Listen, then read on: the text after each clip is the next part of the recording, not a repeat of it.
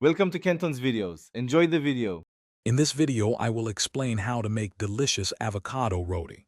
First, let's gather our ingredients to ensure a smooth cooking process. You'll need ripe avocados, all-purpose flour, and a few common spices like salt and cumin. Making sure everything is at room temperature helps with mixing and dough consistency.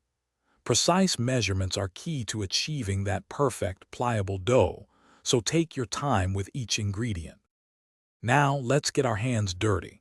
Start by mashing your ripe avocados until they are completely smooth and free of lumps.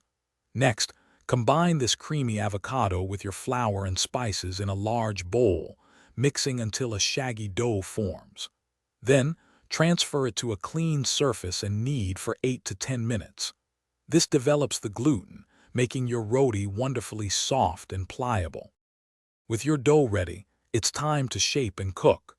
Divide the dough into 12 equal portions to ensure consistent roti size. Take each portion and roll it into a thin, round disc, aiming for about 6 inches in diameter. Heat a griddle or flat pan over medium-high heat. Cook each roti for 1 to 2 minutes per side, until golden brown spots appear and it puffs up slightly. Your delicious avocado roti are now ready to enjoy. Serve them warm, straight from the griddle, alongside your favorite curry, chutney, or a simple yogurt dip. They are incredibly versatile and make a fantastic addition to any meal.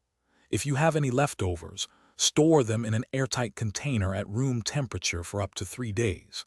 And speaking of bringing things to life, check out the Echo Dot smart speaker and other great deals by clicking the link in the description below.